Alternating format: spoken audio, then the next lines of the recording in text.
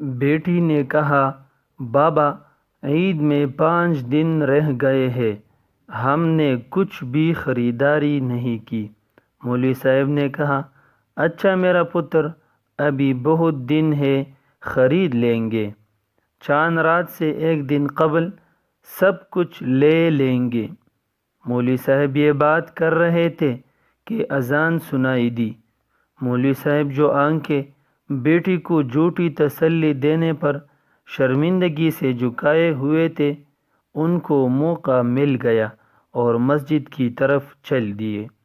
عید سے 1 دن قبل جب مولوی صاحب ہر طرف سے نا امید ہو گئے، کیونکہ مانگنے سے عزت نفس جاتی ہے اور قرض لینا نہیں، کیونکہ واپسی کی کوئی صورت ممکن ہی نہیں، اور خود سے کسی کو توفیق نہیں ہوئی، کیونکہ مولوی صاحب کے بچوں کے کون سے دل ہوتے ہیں جو مچلتے ہو، ان کے کون سے احساسات ہوتے ہیں، وہ کون سا فیلنگ رکھتے ہیں، انہوں نے کون سا باہر نکلنا ہے۔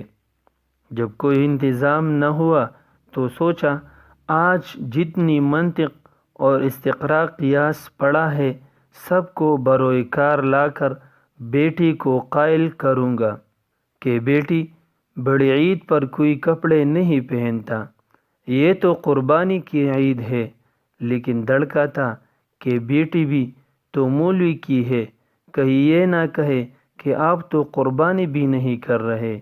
خیر، سارا عالم مستحضر کر کے گھر گیا تو بیٹیاں ہاتھوں میں پرچیاں لے کر منتظر تھی کہ بابا جان نے آج کا وعدہ کیا ہے تو ہمیں مطلوبہ چیزیں لا دیں گے۔ جیسے مولوی صاحب کنگورا مارتے داخل ہوئے تو مولوی کی بیوی سمجھ چکی تھی کہ بیٹوں کے دل ٹوٹنے والے ہیں، تو وہ جلدی سے گئی، پیاز لے آئی کہ پیاز کاٹنے کے بہانے آنسو بہا لے گی، کیونکہ ماں تو ماں ہوتی ہے، اس کے آنسو اولاد کے لیے تو پلکوں کی منڈیر پر ہی بسیرا کرتے ہیں، لیکن وہ بیٹیوں کے سامنے شوہر کو اور باپ بیٹیوں کو ٹوٹتا نہ دیکھ سکے۔ مولوی صاحب بیٹے تو چوٹی آنے لگی کہ پرچی تماؤ۔ مولوی صاحب نظریں جھکائے، جرابیں اتارنے لگے اور ٹوپی لپیٹ کے رکھی، جو کہ علامت ہوتی ہے کہ اس کے بعد باہر نہیں جانا، کہ اچانک چوٹی کو بڑی بیٹی بازو سے پکڑتی ہے اور اسے اشارے سے روکتی ہے، اس کے ہاتھ سے پرچی لے کر اپنی پرچی میں رکھ کر چپکے سے چٹائی کے نیچے چھپاتی ہے۔ یہ سب مولوی صاحب اپنی آنکھوں سے دیکھ رہے تھے، لیکن نہ دیکھنے کی کمال فنکاری کر رہے تھے۔ اس کی بیوی کے آنسو پیاس کے بہانے سیل روا بنے ہوئے تھے۔ مولوی صاحب کا سارا علم زیرو ہو گیا، اسے لگا جیسے وہ سب سے زیادہ جاہل، جٹ اور گنوارا ہے۔ اس سے پہلے کہ مولوی صاحب کچھ کہتے تو بیٹی بولی، بابا جان، کل ہم نے نئے کپڑے نہیں لینے، کیونکہ بڑی عید تو قربانی کی عید ہے، اور کل آپ نے چاچو کے 2 بیڑے بچھڑے بھی تو کرنے ہیں، اور ہم نے وہاں آپ کو بیڑے کرتے دیکھنا ہے، تو سارا دن تو قربانی میں لگ جائے گا، ہم کپڑے کس وقت پہنیں گے؟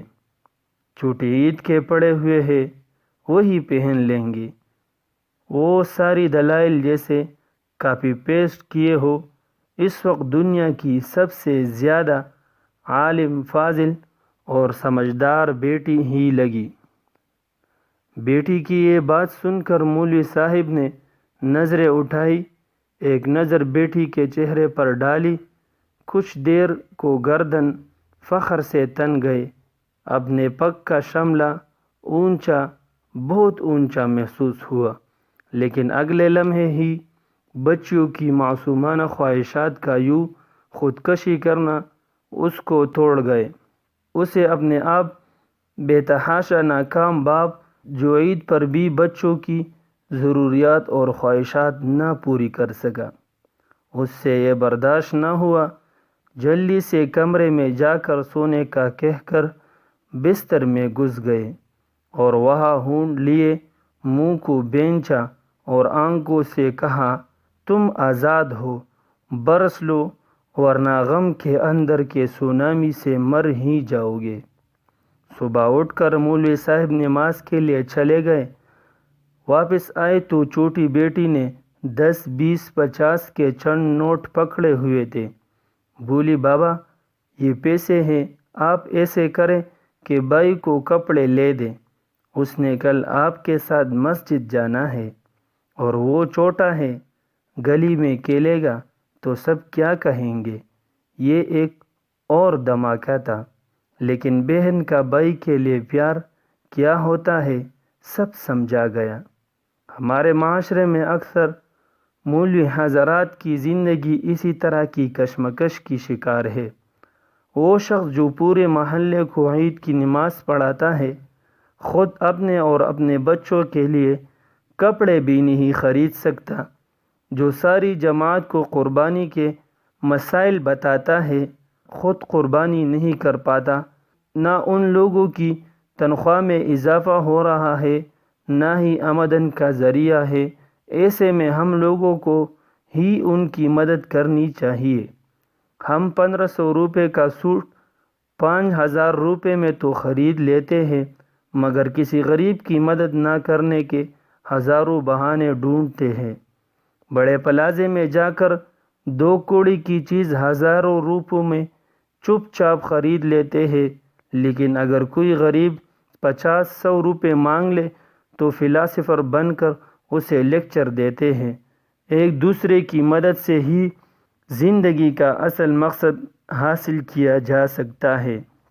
خدا را اپنی عید کی خوشیاں ان کے ساتھ اور ان جیسے دوسرے عزت نفس رکھنے والے لوگوں کے ساتھ ضرور شیئر کرے۔ اللہ پاک آپ کی خیر فرمائے، آمین۔